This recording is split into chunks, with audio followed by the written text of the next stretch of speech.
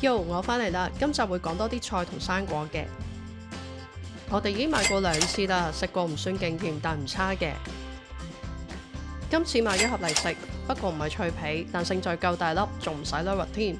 隻澳洲西蘭花唔係時時咁平㗎，趁平買多啲嚟食啦。呢個牌子嘅菇菇，我哋長期都有買㗎。嗱，介紹翻呢個牌子係本地農場嘅，啲菜都唔差㗎。佢除咗頭先嗰隻芥蘭啦，仲有小白菜啦，有時仲有其他菜添。而大陸椰菜咧都唔差嘅，我哋久唔久就買㗎啦。如果中意食水煮魚或者酸菜魚，都可以買呢款魚片喎。我自己咧就中意飲呢隻奶嘅，就冇其他牌子啲奶咁腥或者咁淡嘅。咁啱呢個乳酪都係澳洲嘢嚟嘅，佢幾好食㗎。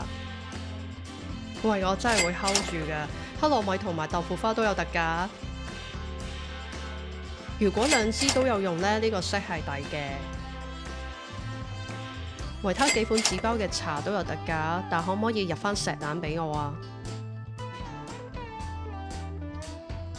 唔拍片都唔知買到朱古力，除咗買到 nuggets 之外，仲有2款喎。呢2隻百利滋個味好似新出，有冇人食過啊？過多1個禮拜就係呢邊 School Holiday 啦。Haribo 咁多軟糖做緊特價，係咪可以買嚟獎勵小朋友呢？